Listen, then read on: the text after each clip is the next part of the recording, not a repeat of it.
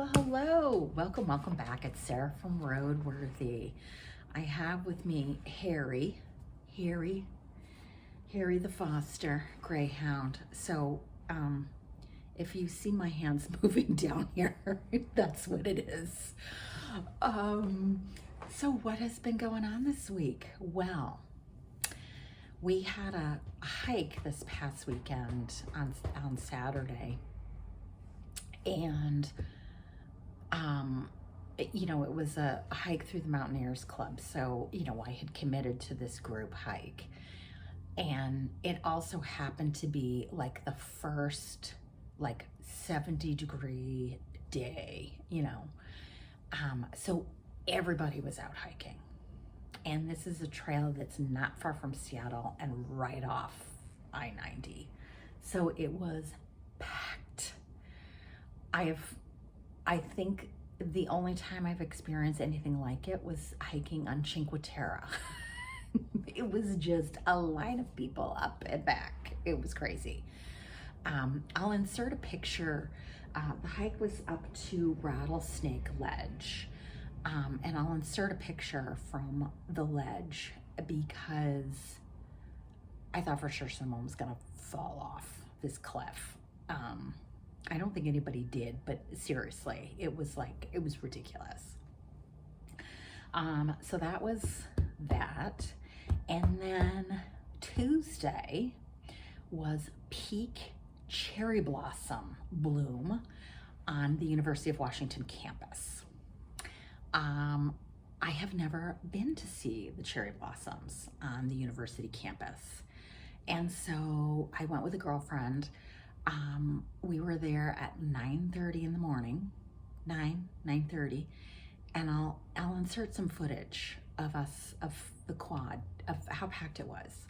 It was people doing all their social media posts.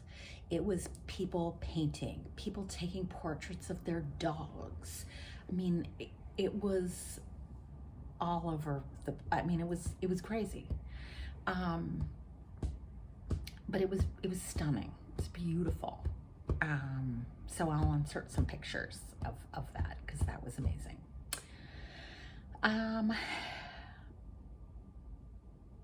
What else? So the last 2 weeks, I've had amazing reading weeks. Yes, I have. And this week was a dud. I knew my luck was gonna run out, and it a little bit ran out. So let me get into it. The first book that I finished was Brotherless Night from Ganeshananthan. Yeah, Ganeshananthan. I've been practicing saying her name. And this has been longlisted for both the Women's Prize and the Carol Shields Prize. And this is a family drama set during the Sri Lankan Civil War. So this is a Tamil family, 2 parents, grandmother, Sashi, our narrator, and her 4 brothers. And sort of what happens to this family over the course of the war. Sashi herself is training. It starts, and she's very focused on her studies and becoming a doctor. So we see her studying, amidst, war breaking out. And one of her brothers is killed in riots very early on. 2 of her brothers end up joining the Tamil Tigers, and the 4th, the youngest, ends up being very against the Tigers, and he ends up sort of staying out of the conflict. And this book is told in first person from Sashi's point of view, and this is very much read like a memoir. In the author's note, she does not clarify what's real and what's not real.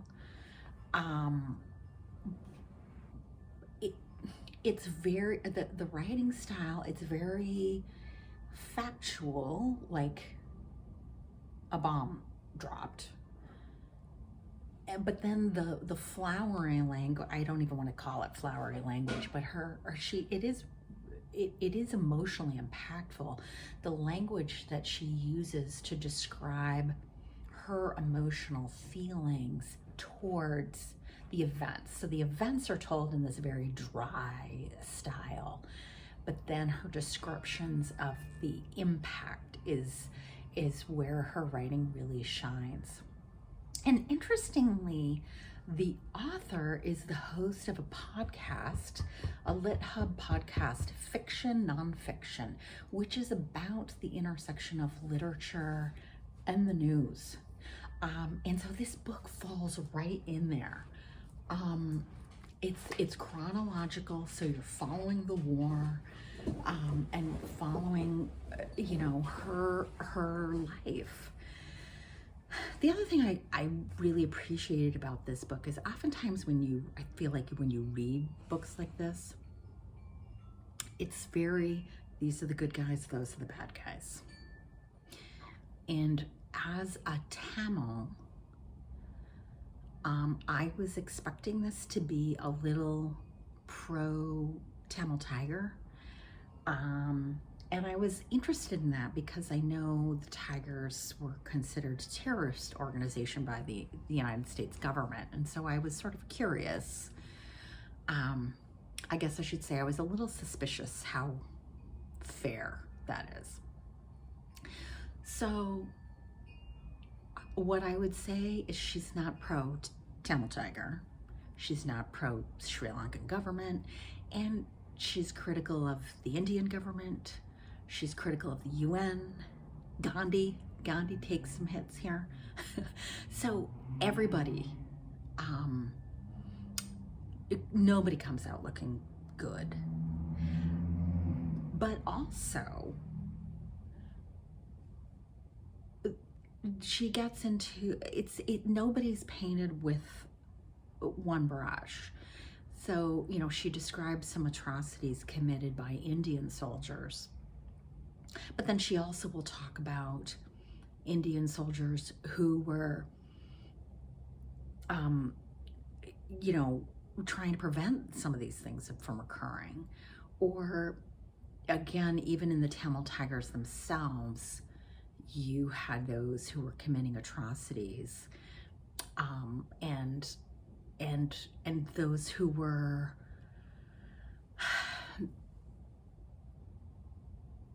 maybe not condoning that behavior, but still very passionate about fighting for a Tamil homeland.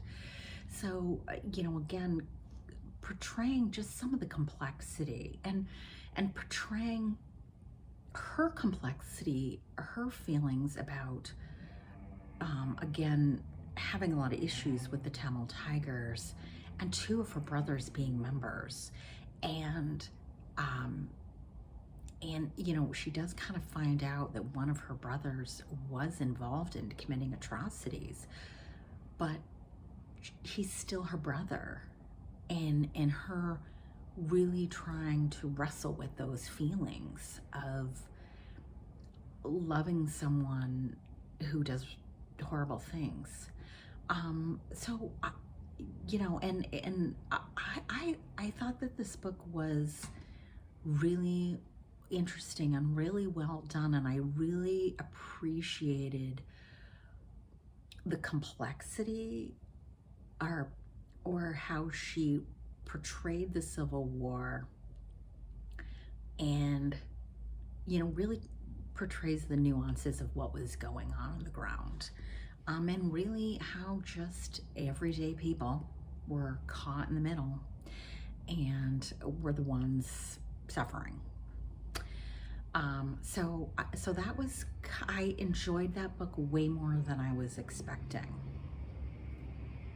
So that was a long list plus. On a long list negative, I DNF'd Lost on Me by Veronica Raimo, and this is on the International Booker long list. This is an Italian book. I don't have my notes with me. Shame on me. I'll put the translator's name here. This is an Italian book, and it's like quirky characters with some, farcical elements that to me was not funny. It was annoying. And so this is not a very long book, but it was one of those I could tell right away, like, I will not get along with this book. I read The Silver Bone by Andrey Kurkov, and this is translated by Boris Dralyuk. So, Lindy and I, from Lindy's Magpie Reads, we've been having these conversations about genre and when does fiction, at what point do you just decide it's genre? And at what point is it not? Interestingly, this is considered book 1 of the Kiev Mysteries. But in one of her most recent videos, and I'll link that below, Lindy talks about at her library, the Edmonton library where she worked, they described a mystery as needing to have a murder in the first chapter. That's how I think of mysteries too. That is not what this book is. And I think of mysteries as that murder then drives all of the plot going forward. And that is not what happens here. So we have Samson, who maybe a third of the way into the book finds himself being recruited for the Kiev police force. And this is in 1919. So we've got the Red Army there. We've got various factions of Ukrainians. Everybody's sort of vying for power as part of the end of World War I and sort of the collapse of the Austrian-Hungarian Empire, and anyway, so that's what's going on here. And Samson is he initially reports a crime that it's occurring in his own apartment, that he's forced to billet 2 Red Army soldiers in his apartment, and he finds out that they're looting. So he ends up reporting them. And his boss asks him to figure out who the goods have been looted from and return them. So one of the items he's trying to return is pieces of a suit that have not yet been sewn, made out of English wool. And so he tracks down, he believes these things belong to a German tailor. And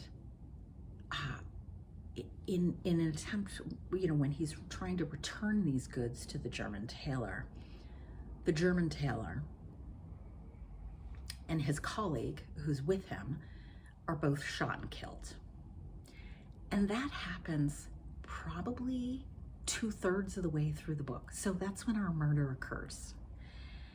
And so then the last little bit is him discovering the silver bone and trying to solve what is the purpose of this silver bone. It's a femur, a left femur.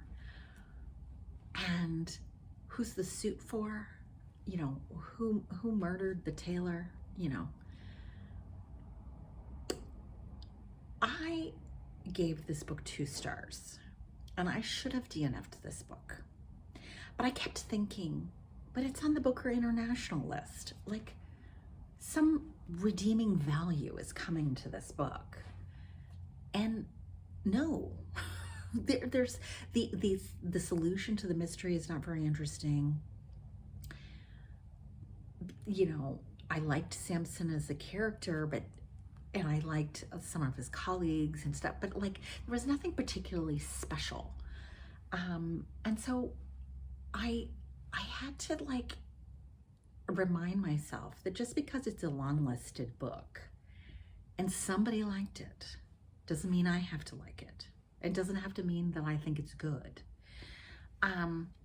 So, you know, good reminder to myself that just because it's on a long list doesn't mean I have to read it and enjoy it and I can pitch it. Why this book made it on the long list, I'm not sure. You know, all I can think of is maybe because it really does not conform to the standards of a mystery. But I don't think it was very interesting. And of course, you know, the Booker Committee could be wanting to make some sort of political statement, including a Ukrainian author on the long list. But he was on the long list last year. Like, I don't know. I just felt like if that was your rationale, I'm sure you could have picked a better book from Ukraine. I don't know. I really would like to know that. I would like to hear somebody explain why this deserved to be on the long list.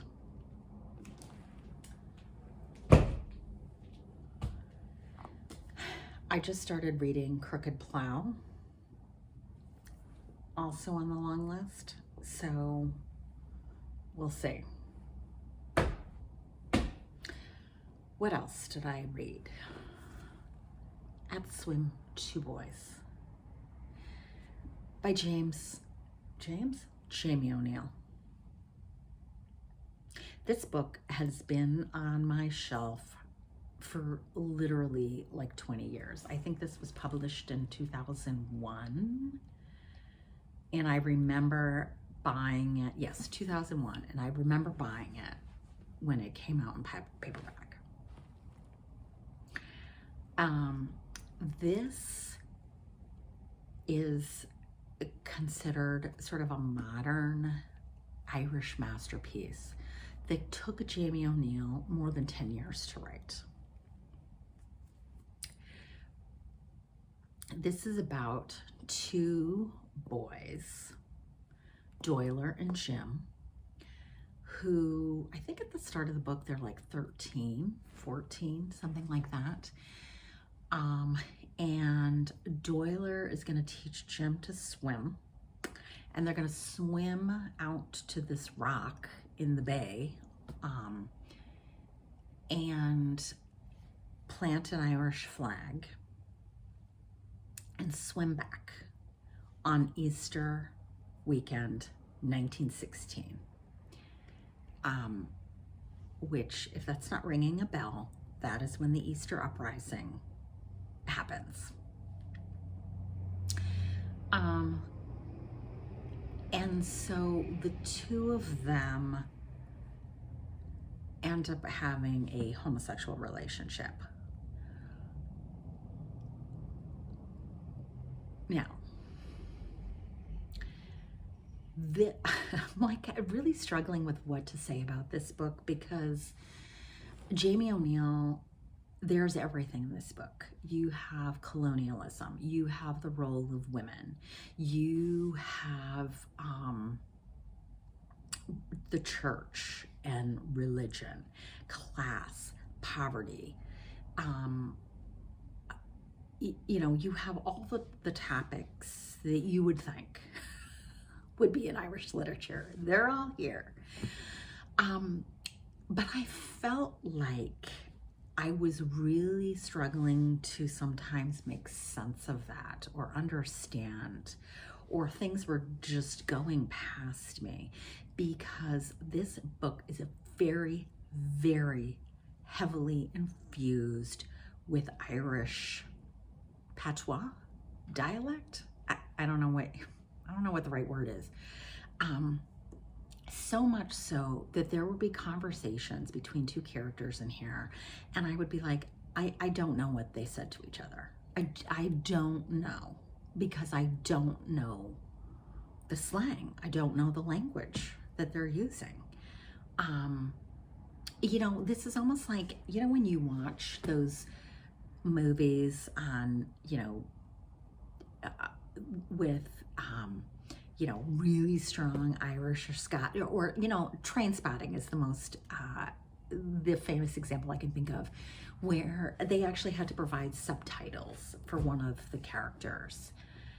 I felt like you kind of need that in this book too. Like, this needs to be translated because it's really, really challenging in places. And therefore, this 550-page book probably took me 3 or 4 times longer to read than normal, because I had to read it really slowly. I was rereading things. I was, I'd have to look things up. You know, O'Neill is, you know, he doesn't spoon feed you. You know, he expects you to know these things. So, like, for example, there's a scene, this is just a random scene, where the boys are playing cricket and the Lancers come riding through and disrupt the game.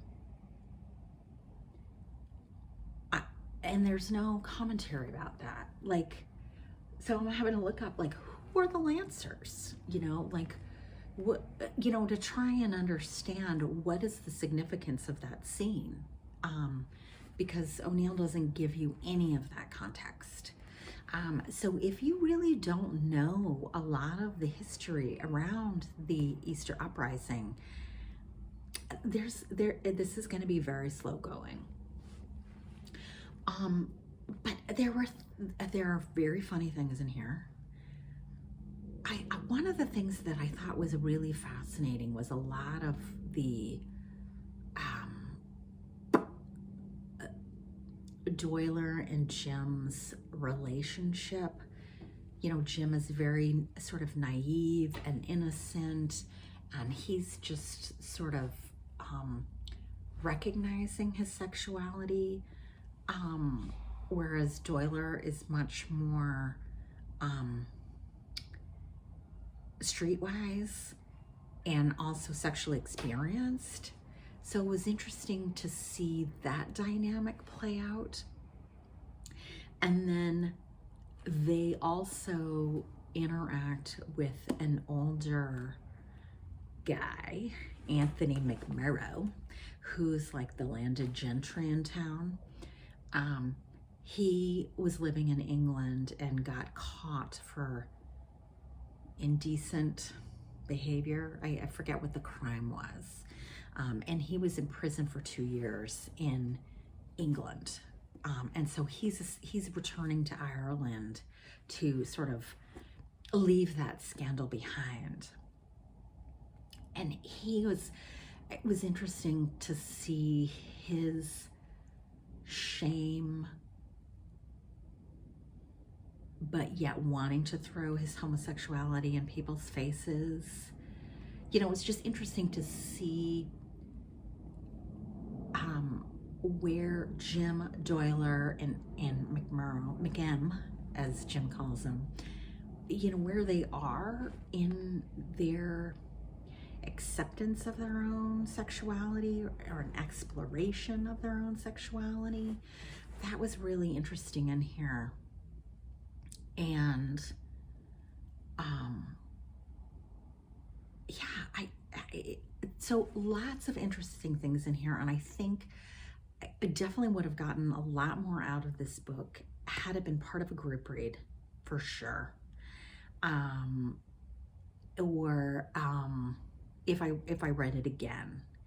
But honestly, I mean, I could only read like a chapter at a time because it just was so like, it took such focus and concentration.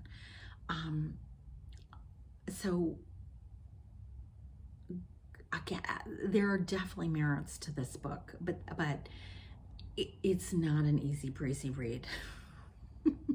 So like I'm struggling with, do I recommend this book? You know, is this a good book? The answer is yeah, but like you got to be prepared for what you're getting into. So anyway, I'm glad that after 20 years, I can finally like check this box. So what do I got going on? Still reading Faraway Worlds by Patricia Engel, short stories. I picked up The End of the World is a Cul-de-sac by Louise Kennedy. Note the picture, 2 greyhounds chasing a rabbit. This is Harry in the early morning. We have rabbits that are here in the city, and I swear to God, I've been pulled down the sidewalk by Harry trying to chase a rabbit. So this is going on. So this will, I think, probably end up being my last Irish readathon read, maybe.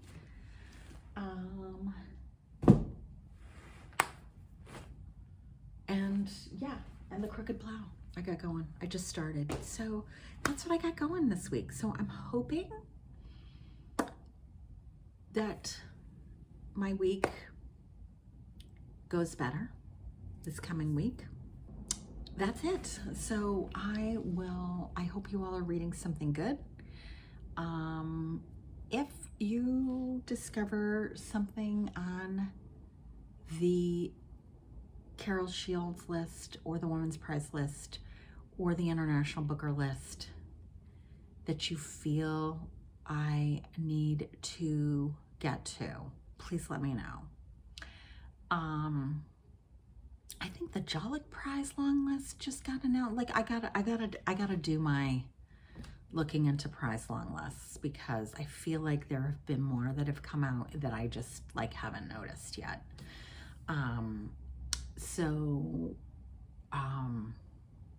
Yeah, so I hope you're reading something good. Please let me know. And have a good week.